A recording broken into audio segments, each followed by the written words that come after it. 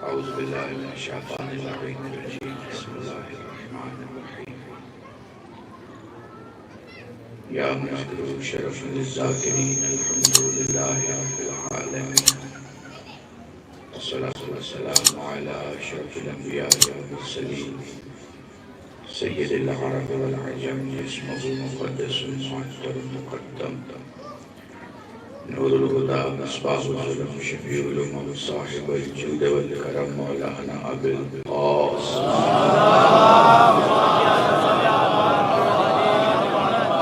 حبيب عليه الطيبين الطاهرين المعصومين المظلومين وشفيع المذنبين أما بعد فقد قال الله سبحانه وتعالى في القرآن الكريم بسم الله الرحمن الرحيم وما تشاءون إلا أن يشاء الله السلام عليكم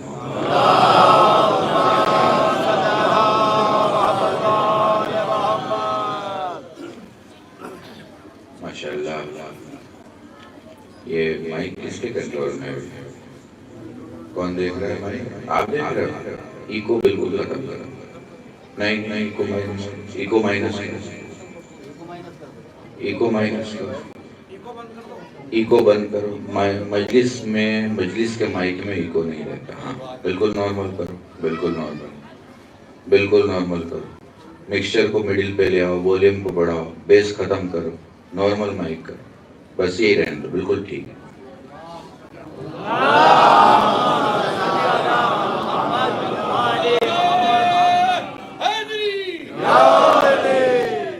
آپ کو آواز سنائی دے رہی ہے؟ مجھے چلانے کی ضرورت تو نہیں ہے. دھیری بات سمجھ میں آتی ہے؟ بات کی آواز میں دم ہو نہ ہو، بات میں دم ہونا چاہیے. ٹھیک ہے. وہ علی والے جب بولتے ہیں تو ان کی بات میں دم اس لیے ہوتا ہے کہ وہ اپنے باپ کی بات نہیں مولا کی بات بولتے ہیں.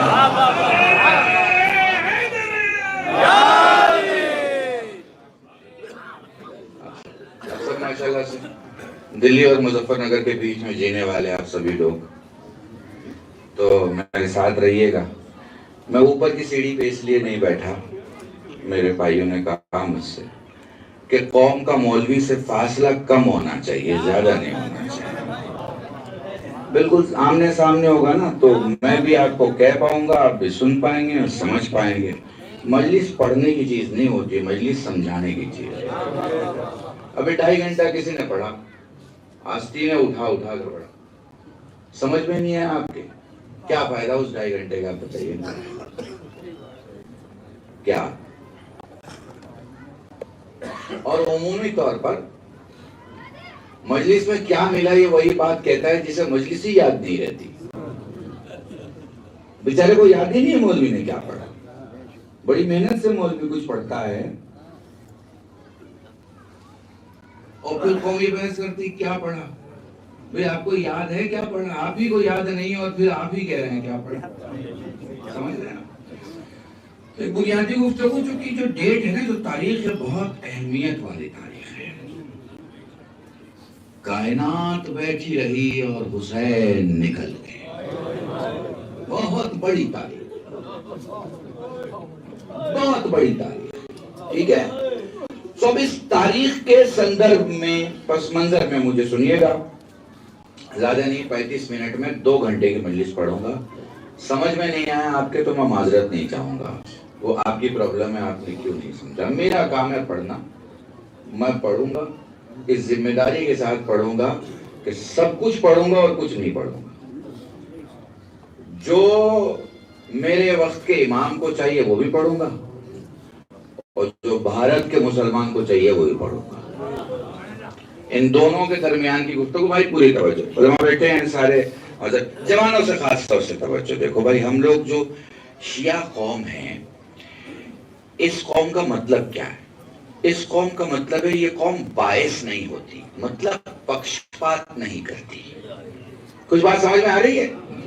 یہ وہ قوم ہے جو پکشپات نہیں کرتی. ٹھیک، پکشپات نہیں کرتی، سچ کو سچ بولتی ہے، جھوٹ کو جھوٹ بولتی ہے، اچھے کو اچھا بولتی ہے، برے کو برا بولتی ہے، مصلحت نہیں کرتی. دربار میں بھی ظالم پہ لعنت بھیجنا ہے تو منہ پہ لعنت بھیجتی ہے، پیٹ کے پیچھے نہیں بھیجتی. سمجھ رہے ہیں؟ زبان ہو تب بھی علی علی کرتی ہے، اور زبان کاٹ دی جائے سلامت رہیں.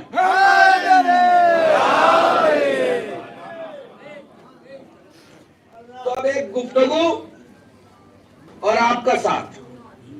دیکھیں، آج کے اس تاریخ کو ذہن میں رکھتے ہوئے میں جو موضوع لے کے چلنا چاہتا ہوں وہ ہے عقل، انسان اور حسین. عقل، انسان اور حسین. عقل ہے تو آپ آدمی سے انسان کی فہرست میں آ گئے. عقل ہے تو آپ آدمی سے انسان کی فہرست میں آ گئے، اور جب انسان ہو گئے تو پھر بیدار ہونے کی دیر ہے. ہر قوم پکارے گی ہمارے سمجھ میں آ رہا ہے؟ بہت سادہ سا موضوع ہے، اسپیسیفک ہے، بالکل کلیئر ہے. میرے چھوٹے سے بچے کو بھی سمجھ میں آئے گی، 18 سے 25 سال کے میرے جو نوجوان ہیں انہیں بھی سمجھ میں آئے گی، جو ہمارے 40 سے 65 75 تک کے مومنین ہیں انہیں بھی سمجھ میں آئے گی. صاف بات ہے، عقل ہوگی تو آدمی سے انسانیت کا سفر پورا، اور انسانیت آ جائے گی تو حسین تک پہنچنے کا سفر پورا. انسانیت ہوگی تو ماتھر کو بھی حسین سمجھ میں آئے گا. میں نے بہت بڑا جملہ تمہارے سامنے. سلامت رہو. سمجھ آ رہا ہے؟ زندہ دلیل ہے.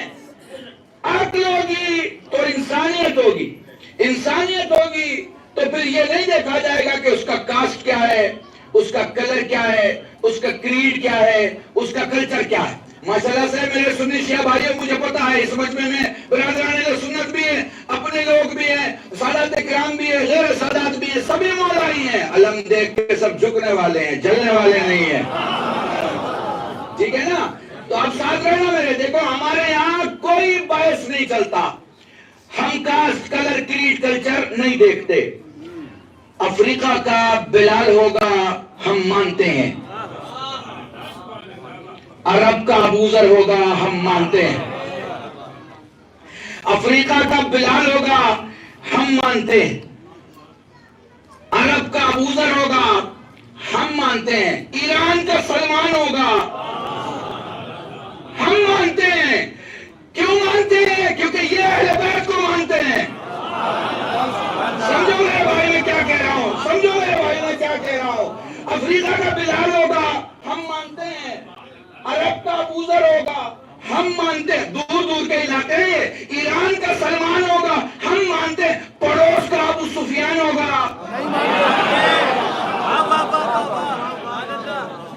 ہم نہیں مانتے. ہم جسے مانتے ہیں اسے کھل کے مانتے ہیں، اور جسے نہیں مانتے اسے بھی کھل کے نہیں مانتے. مجھے کہ درود پڑھیں محمد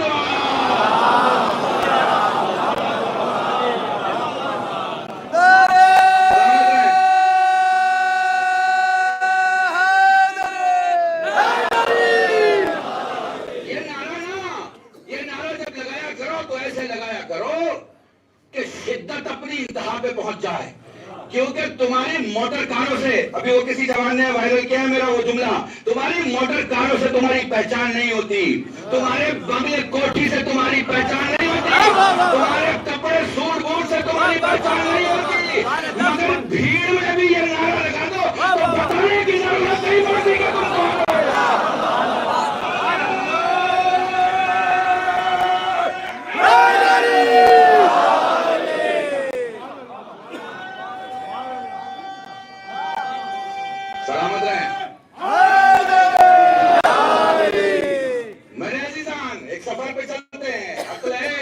انسانیت کا سفر مکمل ہو جائے گا.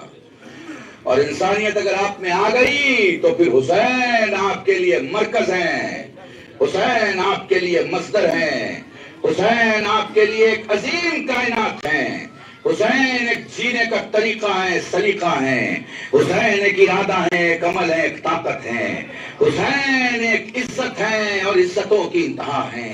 تب جب آپ میں انسانیت ہوگی تو اب یہ مجلس میرے جینی بھائیوں کے لیے بھی ہے, سرداروں کے لیے بھی ہے, ہندوؤں کے لیے بھی, الگ الگ جاتی پن سے رابطہ رکھنے والے سبھی ان لوگوں کے لیے ہے جو یہ سوچتے ہیں کہ وہ انسان ہیں. حسین نے سب سے بڑا کمال کیا کیا؟ ظلم کو ریپلیس کیا عدل کے ساتھ. اب تھوڑا سا سیریس ہو کے مجھے سننا اور لفظوں کے ساتھ میرے چلنا. میں نے وعدہ کیا ہے میں 35 منٹ میں 2 گھنٹے کی بات کہوں گا, تو اب یہ ایک جملے پر میرے ساتھ رہنا. حسین نے کیا کیا؟ اپنے جد کے راستے کو فالو کیا, اور جد کے راستے کو فالو کر کے ظلم کی دنیا تھی. کس کی دنیا تھی؟ ظلم کی دنیا تھی. ظلم کی دنیا کو عدل کی دنیا میں تبدیل کیا. ہاں, اور کس کی دنیا تھی؟ بیماریوں کی دنیا تھی. صرف جسم بیمار نہیں تھے, اخلاق بھی بیمار, روح بھی بیمار, نفس بھی بیمار, سماج بھی بیمار. اس سے بڑی بیماری کیا ہوگی کہ ایک باپ اپنی بیٹی کو دفن کر رہا ہے. ایسے سماج میں شفا کا ماحول پیدا کیا, اور شفا کو صرف اپنے نام اور ذات کے ساتھ نہیں, اپنی خاک کے ساتھ جوڑ دیا.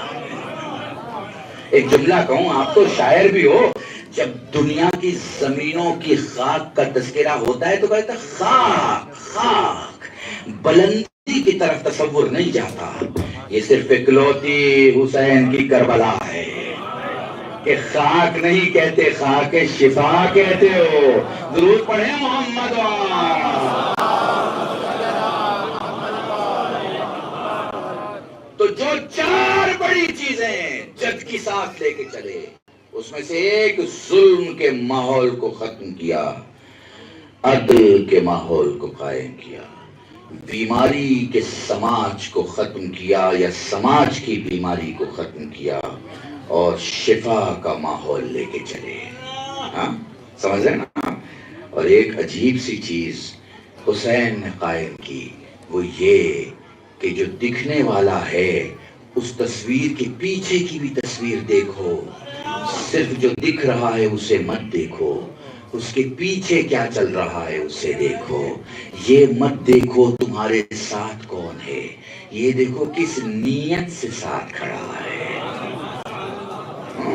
اب ایک جملہ کہوں مظفر نگر والوں, ساری بستی سے جمع ہوئے ہو, دوستوں میں دوست چننے جس زمانے میں مشکل تھے, اس زمانے میں دشمنوں میں دوست چن کے لے آئے, اسے حسین کہتے ہیں.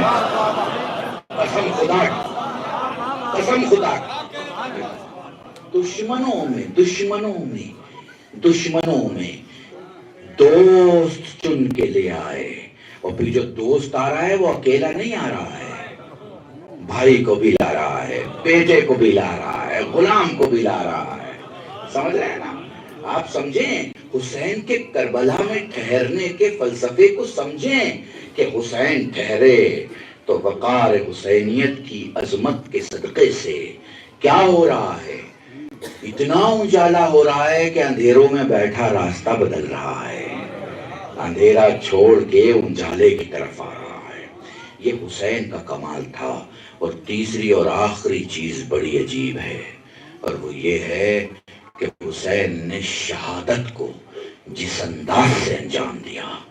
لوگوں کے لیے زندگی قربان کرنا ایک ایسا عمل بن گیا جسے بہادری سے جوڑ کے دیکھا جائے.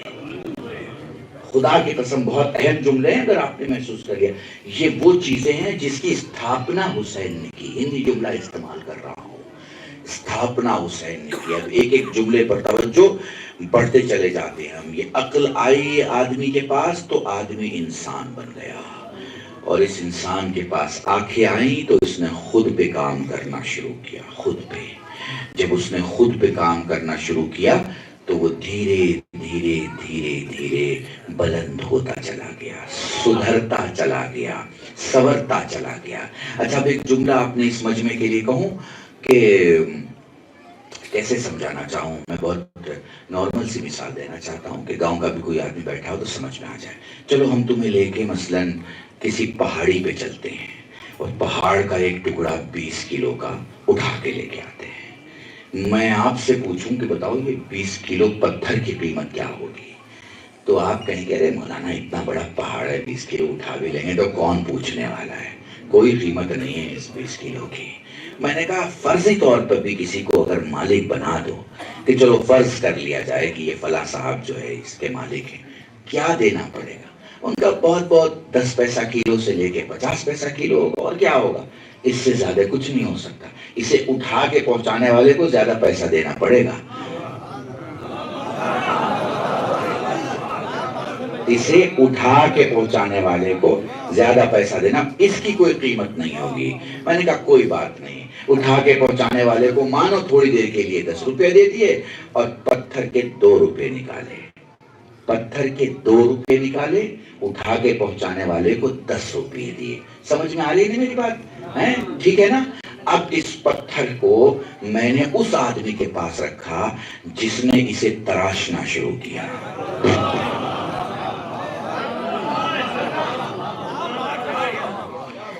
جس نے اسے تراشنا شروع کیا. ایک ہی پتھر تھا، اسے ہر جگہ سے کاٹتا تھا. میں اسے کاٹتا دیکھ کے سوچتا تھا اسے اس پتھر سے پیار نہیں ہے. پیار ہوتا تو ہتھوڑی کیوں مارتا؟ یہ ہتھوڑیاں مار رہا ہے، یہ اس پتھر کے کونے کونے کو تکلیف سے دوچار کروا رہا ہے. یہ کیا ہی چاہنے والا ہوگا پتھر کا، یہ کیا ہی بنا دے گا پتھر کو.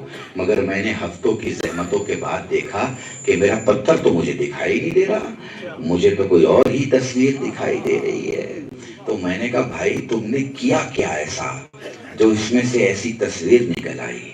اس نے کہا میں نے اضافی چیزوں کو نکال دیا، ضروری چیزوں کو چھوڑ. دیکھو ایک ایک جملہ تمہاری قسم پوری مجلس ہے، ایک ایک جملہ اگر تم سمجھو میری بات. اب اس نے 7 دن تک محنت کی، ایک پتھر پہ کام کیا، ایک تصویر بن گئی. میں نے اب اس پتھر کو خود اٹھایا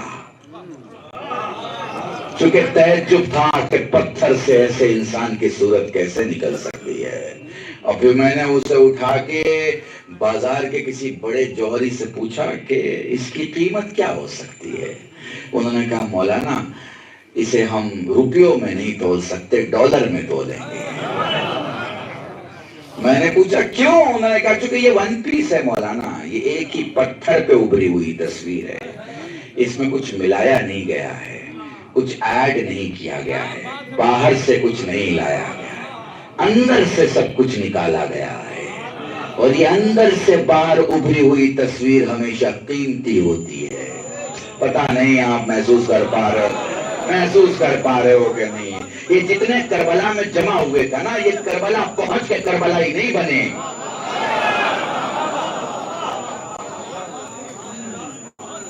یہ اپنے وجود میں کربلائی تھے.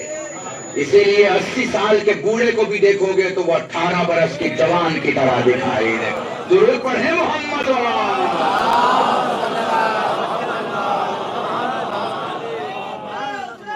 لبیک یا حسین، لبیک یا حسین.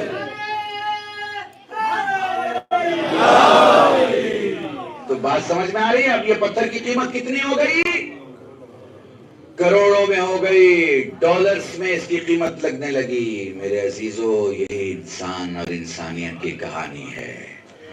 خدا نے جہاں جہاں تبلیغات کی سختیوں سے انسان کے وجود کو تراشنے کی کوشش کی ہے، اور جو جو مسئلوں کے پیچ و خم کو سمجھتے ہوئے احتیاط کی سنجیدگی اور سختی کو برداشت کرتے ہوئے اپنے وجود کو اس تراشنے والے کے کارخانے میں ڈال کے اس طرف نکل گئے. وہ بیزر تھے تو ابوذر بن کے نکلے، مسلمان تھے تو سلمان بن کے نکلے.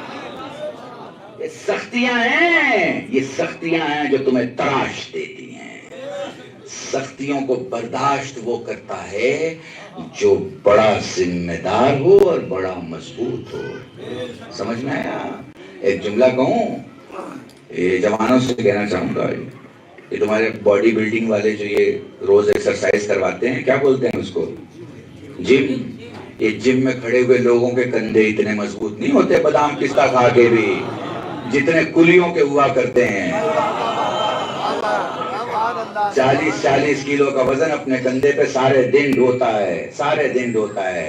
اب ایک عجیب بات کہہ رہا ہوں، اب یہ جو وزن ڈھونے میں جو اس کے پاس طاقت ہے نا، یہ جم والوں کے پاس نہیں ہے، جو دوا بھی کھا رہے ہیں، کھانا بھی کھا رہے ہیں، محنت بھی کر رہے ہیں. یہ دکھاوے کی باڈیاں ہیں، ان وجود میں طاقت نہیں ہے. کلیوں کے پاس جاؤ، دیکھو بدن چھوٹا ہے، بہت بڑا نہیں ہے، دکھاوا نہیں ہے، مگر طاقت ہے، طاقت ہے. وزن اٹھانا جانتی ہیں. کیوں؟ کیونکہ وقت و حالات کے تراشے میں وجود نکھرا ہے، وجود نکھرا ہے تمہارا. اور یہ کلبل شہد کی خطابت اور وکالت نہیں ہے، تمہارے مولا کا قول ہے. بننا ہے تو امیروں کے باغوں میں اگتے ہوئے درخت کی طرح نہ بنو کہ جس کا دھیان رکھا جائے مگر مضبوطی نہ ہو. بننا ہے تو پہاڑوں کے سینے کو چیر کے اگنے والا درخت بنو کہ جسے کوئی پانی دینے نہ پہنچاؤ لیکن کسی طوفان کی طاقت نہ ہو کہ اس کے پتے کو ہلا سکے. ہم جوانوں تمہیں دیا کر رہا ہوں 1 گھنٹے کی تقریر ایک جملے میں. نیو دہلی اسٹیشن پہ، ریلوے اسٹیشن کے کسی بھی کلی سے جا کے پوچھ لو بھیا تم کلی کیسے بنے، وہ بتائے گا اپنے باپ کی وجہ سے، اپنے بڑے کی وجہ سے، اپنے استاد کی وجہ سے، اپنے کسی محسن کی وجہ سے. اس کے ہاتھ میں ایک بلا ہوتا ہے، وہ اس کا پہچان ہوتا ہے، وہ اس کا آئیڈینٹیفیکیشن ہوتا ہے. اس سے پوچھو کہ یہ مل سکتا ہے کیا، تو وہ کہے گا لاکھوں روپے خرچ کرو گے یہ نہیں مل پائے گا. کیوں؟ کہا یہ آدمی کی ضمانت نہیں، ایمان کی ضمانت ہے.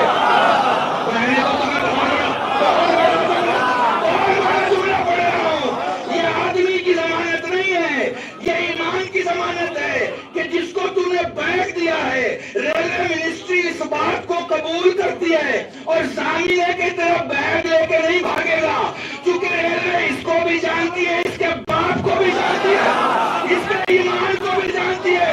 تو بھیا سوچو تو صحیح، جب ریلوے کا کوئی بنا ایمان کے نہیں چنا جا سکتا تو مسلمانوں کا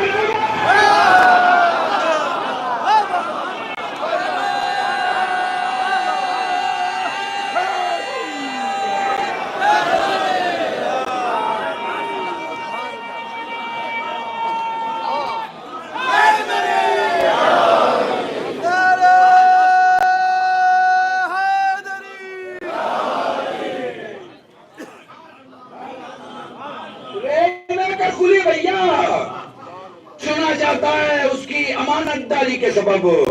تو پھر جو ہمارا رہبر ہوگا، جو ہمارے یہاں کے اعمال کو وہاں تک لے جانے میں اور وہاں تک قبول کرانے میں مددگار ہو، اس کو چننے کے لیے کوئی تو ماپدنڈ ہوگا، کچھ تو ہوگا، کچھ تو ہوگا.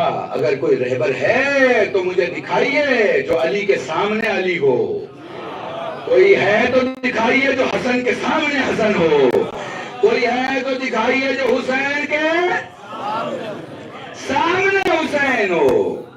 ہم ایسوں کو مانتے ہیں جو چراغ بجھاتے ہیں تو روشنی بڑھ جاتی ہے.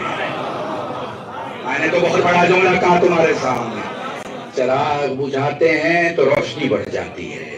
ہم ایسے کو مانتے ہیں جو چادر میں آتے ہیں تو زیادہ چمکنے لگتے ہیں. ہم ایسوں کو مانتے ہیں جو زمین کے راستوں سے زیادہ آسمان کے راستوں کو جانتے ہیں. ہم ایسوں کو مانتے ہیں کہ معجزات ہیں انبیاء کے پاس، ہیں معجزات اوصیاء کے پاس، انکار نہیں ہے مجھے، مگر موسیٰ کو معجزہ دکھانا ہے تو عصا چھونا پڑے گا. عصا چھوئیں گے تو معجزہ ہوگا. داؤد کو معجزہ دکھانا ہے تو لوہا چھونا پڑے گا، چھوئیں گے تو معجزہ صادر ہوگا. اگر عیسیٰ کی بات کریں تو گفتگو کریں گے تو معجزہ ثابت ہوگا. ہم ان کے ماننے والے ہیں جہاں تصور کافی ہے. آپ نے سوچ لیا اور معجزہ ہو گیا. یہ اسے حسین کہتے ہیں خدا کی قسم. بس میں آپ کو لے کے چلتا ہوں اس منزل کی طرف کہ حسین ہی کیوں، حسین ہی کیوں. اس لیے کہ کسی ذات کے تشخص اور اس کے انتخاب کے لیے اس کے ماں اور باپ دونوں کا سلسلہ ضروری ہوتا ہے. اکلوتا حسین ہے جس کے شجرے میں دو لوگ ایسے ہیں، ایک ماں اور ایک باپ. باپ جنت دلانے والا ہے، ماں جہنم سے بچانے والی ہے. آپ کو جنت مل ہی نہیں سکتی جب تک جہنم کی لسٹ سے نام نہ نکلے. سمجھ رہے نا؟ تو جہنم کی لسٹ سے نام نکلوانا ہے تو فاطمہ کے دروازے پہ آئیے، اور جنت میں جانا ہے علی کے دروازے پہ آئیے. مگر میں کیا بتاؤں کہ ایک ہی دروازے پہ سر جھکا کے آ جاؤ تو تمہیں سب مل جائیں گے. محمد بھی مل جائیں گے، علی بھی مل جائیں گے، فاطمہ بھی مل جائیں گی، حسن بھی مل جائیں گے، اور حسین بھی مل جائیں گے.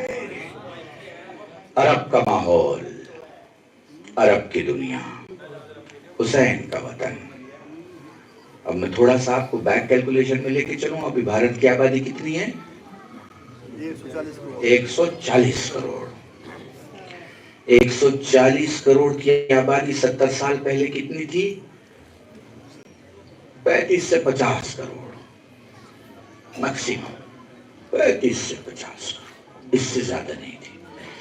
تو یہ 70 سال پہلے کی آبادی 35 سے 50 کروڑ پہ آ گئی. تھوڑا سا اور تمہیں 100 سال پہلے لے جاؤ، کتنی آبادی ہو جائے گی؟ پیچھے چلے جائیں گے نا، اور پیچھے چلے ہے نا، 200-300 سال اور پیچھے چلے جاؤ. میں تو دیکھو پریکٹیکل باتیں پڑھتا ہوں. ہاں میں پریکٹیکل باتیں پڑھتا ہوں، سامنے کی پڑھتا ہوں. بالکل اس کے لیے آپ کو لندن جا کے کتاب پڑھنے کی ضرورت نہیں ہے، بس یہ بدھی ہونا چاہیے تو سمجھ میں آئے گا. تو کتنی ہو جائے گی اور کم ہو جائے گی؟ چلو 500-700 سال پہلے اور چلتے ہیں، کتنی آبادی ہو جائے گی سوچیں. اچھا چلو ایسا کرتے ہیں، 500-700 سال پہلے تک چلے گئے تو ذرا 1000 سال پہلے جا کے بنگلہ دیش کو ملا لیتے ہیں، پاکستان کو، سری لنکا کو، برما کو، بھوٹان کو، اس سب کو ملا لیتے ہیں، ایک ساتھ کر لیتے ہیں. پھر سوچو چلو اتنا بھی آزادی تمہیں دے دی کہ نیپال سے لے کے ایران کی سرحدوں تک کو سوچ لو، ٹھیک ہے. اور پھر سوچو 1400 سال پہلے جب زمین کے اتنے بڑے حصے میں اتنی کم آبادی، تو پھر عرب کا تو علاقہ ہی چھوٹا سا ہے. 2 گھنٹے میں فلائٹ سے آپ سارے عربستان کو اس پار سے اس پار طے کر سکتے ہیں، ٹھیک ہے. اس علاقے میں کتنے لوگ ہوں گے، کتنی آبادی ہوگی؟ اس آبادی کو سوچو، رسول کے زمانے کو سوچو، ٹھیک ہے نا. اور اس وقت سوچو کہ زمانہ کیسا تھا. تو اس زمانے کو تو مجھے 2-3 مجلسیں پڑھنی پڑے گی صرف زمانہ سمجھانے کے لیے آپ کو کہ زمانہ کیسا تھا. گندگی اپنی چرم سیما پہ تھی، غلاظتیں اپنی انتہا پہ تھی، رشتوں میں محبتیں نہیں تھی. رشتوں میں باپ بیٹی کو دفن کر رہا ہے اور بیٹی جو ہے اپنے باپ کے داڑھی کے بال میں لگے ہوئے خاک کو جھاڑ رہی ہے. اس کیفیت میں آپ ایسے نہیں سمجھو گے. آپ ایسے کوئی مولوی پڑھے گا نا، آپ گھر جانا، اپنے گھر جا کے اپنی بیٹی کے چہرے کو دیکھنا، تو آپ کو ایک فیلنگ آئے گی کہ میری بچی کی شادی ہو جائے گی چند سالوں میں، تو جو بھی میں اسے دے سکتا ہوں اسے دوں، پیار، پیسہ، دنیا، منزلتیں، جو بھی دے سکتا ہوں، کیونکہ اس کی تو شادی ہو جائے گی، دوسرے گھر چلی جائے گی. تو آپ کے اندر سے محبت کے جذبے آئیں گے. پھر ایز اے فادر، باپ کی حیثیت سے سوچئے کہ ایک باپ کتنا ذلیل ہو گیا ہوگا کہ وہ اپنی بیٹی کو دفن کر رہا ہوگا، ٹھیک ہے نا. تب آپ کو سمجھ میں آئے گا زمانہ کیسا تھا. شہر کے باہر کپڑے پہنتے تھے اور کعبے کے قریب آ کے کپڑے اتار دیتے تھے، تو دماغ کیسا تھا. اسے آپ انداز لگائیے. ایک جملہ کہوں خطابت کا، وہ بدو عرب جو اپنی بدبو سے پہچانے جاتے تھے، وہ بدو عرب جو اپنے قبیلے کے بدبو سے پہچانے جاتے تھے، ان میں خوشبو کا تصور کرانے والا اسے محمد کہتے ہیں.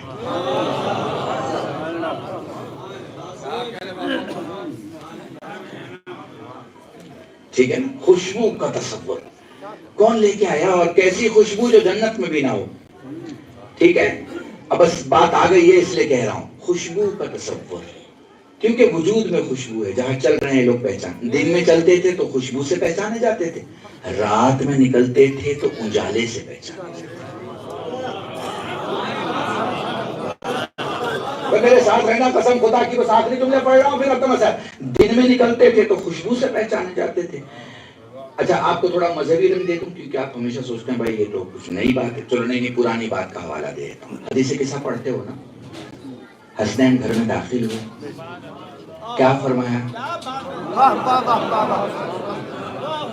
اماں مجھے نانا کی خوشبو آ رہی. اب سمجھ میں آ گیا؟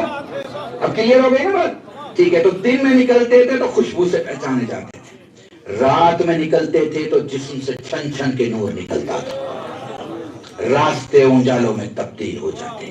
کسی اندھیرے میں اتنی طاقت نہیں تھی جو ادھر ادھر گزر کر سکے، جہاں جاتے اجالا ہی اجالا ہوتا. اب سوچو اسی نبی کا کسی کو بالکل کاپی بن کے سونا ہے،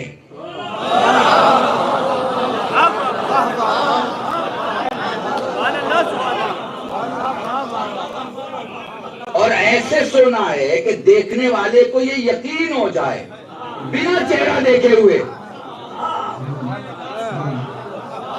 دیکھنے والے کو یہ یقین ہو جائے بنا چہرہ دیکھے ہوئے کہ محمد سو رہے ہیں. تو دو چیزیں ضروری ہے نا. اگر دن میں سو رہا ہے تو خوشبو محمد جیسی ہونی چاہیے، اور رات سو رہا ہے تو نور محمد جیسا.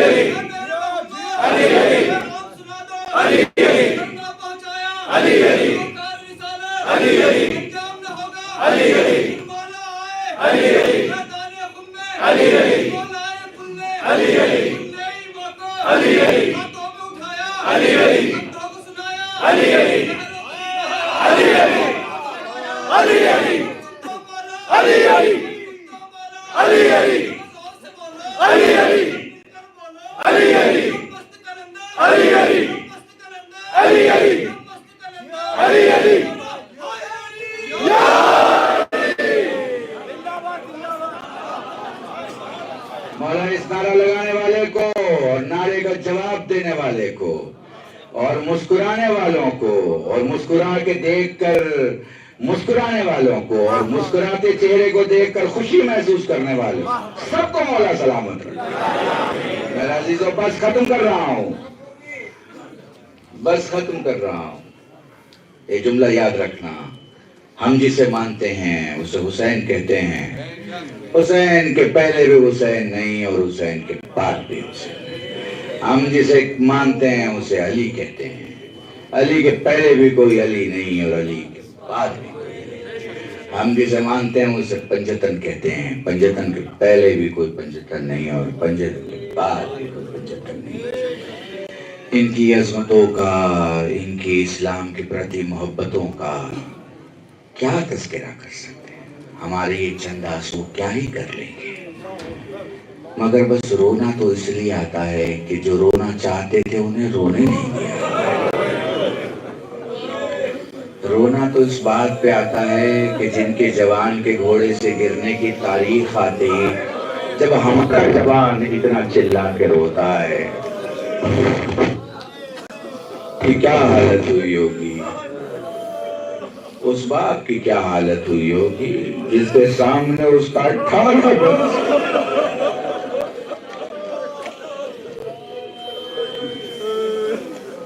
عزیزان بہت کم وقت میں 7-8 منٹ میں مسائل پڑھ لوں گا. کچھ تبرکات آپ کے سامنے ہوں گے، سلجھنا بھی آپ کے سامنے. تو جب سلجھنا کو آدمی دیکھتا ہے نا تو کئی تصور آتے ہیں. ایک بھائی بہن سے کیسے جدا ہوا ہو، حسین کی آخری سواری کیسے ہوئی ہوگی. جزاکم اللہ. خدا تمہیں کوئی غم نہ دے سوائے غم سید الشہداء کے. بس 2-3 روایتیں سن لو، مجلس تمام ہے. سید سجاد سے سائل سوال کرتا ہے، مولا میں غریب ہوں. فرمایا کہاں کا رہنے والا ہے؟ فلاں جگہ کا رہنے والا. فرمانے لگے یہ بتا جس علاقے میں رہتا ہے وہاں مسلمان ہیں یا نہیں ہے؟ جی مولا مسلمان ہیں. اچھا یہ بات بتا، خدا نہ کرے اگر تجھے موت آ جائے تو وہ لوگ تجھے دفن کریں گے یا دفن نہیں کریں گے؟ وہ کہتا ہے مولا یقین ہے وہ مجھے دفن کر دیں گے.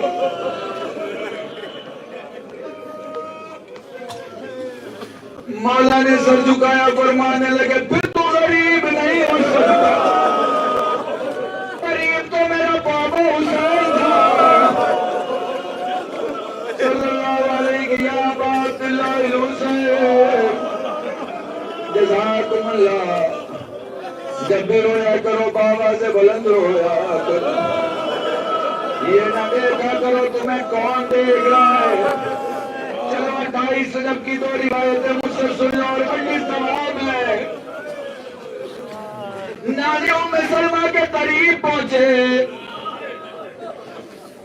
نانی سلام، تیرا حسین جا رہا ہے. میرا لال کہاں کا ارادہ ہے؟ نانی عراق کی طرف جا رہا ہوں. عراق کا نام سنا، بستر پہ اٹھ کے بیٹھ گئی. میرا لال اکیلے جا رہا ہے. نہیں نانی اپنی بہنوں کو بھی ساتھ لے کے جا رہا ہوں. عجب نہیں کہا، شہیدوں کو بھی لے جا رہا ہوں، شہیدوں کی ماں کو بھی لے جا رہا ہوں. فرماتے ہیں میرے لال کیا یہ ممکن نہیں کہ عورتوں کو یہیں مدینے میں چھوڑ جا؟ فرمانے لگے نانی بچپن کا وعدہ ہے. نانی وہ شیشی یاد ہے جو نانا نے آپ کو دی تھی. نانی اگر میں دکھاؤں تو کیا کربلا دیکھنا چاہیں گی؟ فرمانے لگے میرے لال تو امام وقت ہے. حسین نے اشارہ کیا، زمین کربلا بلند ہونے لگی. فرمایا نانی یہ وہ مقام ہے جہاں میرے اپنے علی اصغر کی چھوٹی سی قبر بناؤں گا.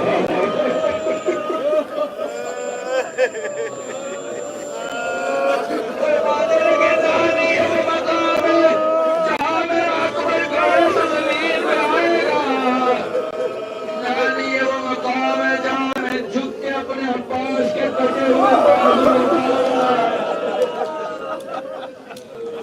حسین کربلا میں مقتل نامہ ام سلمہ کو سناتے رہے.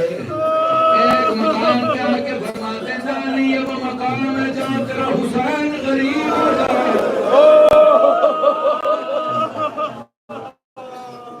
نانی یہ وہ مقام ہے جہاں تیرا حسین غریب ہو جائے گا. نانی یہ وہ مقام ہے جہاں تیرا حسین غریب ہو جائے گا. فرمانے لگی لال یہ کون سا مقام ہے؟ فرمایا یہ وہ مقام ہے جہاں میرے دائنے بھی قاسم ہوگا، میرے بائیں بھی قاسم ہوگا، میرے آگے بھی قاسم ہوگا، میرے پیچھے بھی. اے میرے لال میرا اکیلا قاسم. فرمانے کہ ہاں نانی میرا زندہ قاسم ٹکڑوں میں بڑھ جائے گا.